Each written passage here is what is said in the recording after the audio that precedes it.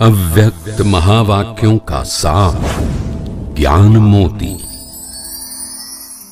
इस ज्ञान मोती में बाप दादा उस रहस्य से पर्दा उठा रहे हैं जिसको सब जानना चाहते हैं, चाहे नए हैं चाहे पुराने हैं।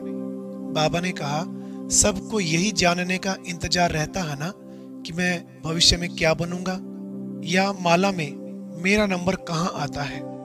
आपस में भी सब एक दो में यही रूरिहान करते हैं कि अष्ट रतन कौन होंगे, फिर 100 कौन होंगे। 16,000 का तो कोई सवाल ही नहीं। विदेशी सोचते हैं हम कौन सी माला में होंगे, और लास्ट में आने वाले सोचते हैं हम कौन सी में होंगे। जो शुरू में आने वाले हैं यानी जो यज्ञ के आदि में आए, वो ऐसा सोचते हैं कि बाबा तो कहते लास्ट सो फास्ट, न मालूम हमारा स्थान भी है या सिर्फ लास्ट वालों का ही होगा। आखिरी हिसाब तो सब जानना चाहते ही है, लेकिन किताब तो बाप के पास है। बाबा कहते हैं हिसाब सब जानना चाहते हैं, लेकिन किताब बाप के पास है। फिर बाबा ने एक दृष्टांत के माध्यम से इस बात को क्लियर किया। उन दिनों मधुबन में एक आर्ट कंपटीशन रखा हुआ था, तो बाबा ने कहा जैसे आप लोगों ने इस कंपटीशन में पहले थोड़े चित्रों को अलग करके रख दिया, फिर उसमें से 1, 2, 3 ऐसे नंबर फिक्स किए, तो पहले सिर्फ चुनने होते हैं, फिर नंबर फिक्स किए जाते हैं। इसलिए अभी तक तो बाबा ने भी सिर्फ चुने हैं, फिक्स नहीं किया किसी को।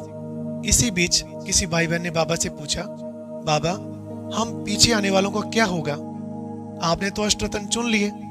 बाबा ने कहा सदैव कुछ सीट्स अंत तक भी रखी जाती है ना, जैसे ट्रेन में सीट रिजर्वेशन होती है तो लास्ट तक भी कुछ कोटा रखा जाता, लेकिन वह कोटों में कोई में भी कोई विशेष होगा। तो हर एक को अपने में उम्मीद रखनी चाहिए, कोई ना कोई ऐसी वंडरफुल बात होगी जिसके आधार पर आप सबकी उम्मीदें भी पूरी हो जाएंगी। फिर बाबा ने अष्ट रत्नों की कुछ विशेष बातें बताई, जिनके आधार से हर एक अपने को परख सकता है कि क्या मैं भी उस लिस्ट में आता हूँ। बाबा ने कहा विशेष जो अष्ट शक्तियां हैं, वो हर एक शक्ति अष्ट रत्नों के जीवन में प्रैक्टिकल दिखाई देगी। अगर एक शक्ति की भी कमी रह जाती है, तो जैसे किसी मंदिर की मूर्ति में अगर एक भुजा खंडित हो जाए तो वह पूजनीय नहीं रहती। इसी प्रकार से अगर एक शक्ति की भी कमी रह गई तो वह अष्ट देवताओं की लिस्ट में नहीं आ सकते। दूसरी बात, अष्ट देवताएं भक्तों के लिए विशेष इष्ट माने जाते हैं। इष्ट अर्थात महान पूज्य। तो यहाँ भी जो अष्ट रत्न होंगे वह सर्व ब्राह्मण परिवार के आगे अब भी इष्ट अर्थात ऐसे ही महान मूर्त माने जाएंगे। सारा ब्राह्मण परिवार उनको श्रेष्ठ आत्मा, वरदानी आत्मा के रूप में देखेगा। और अब यह एक बहुत अच्छी वीडियो भी जरूर देखें।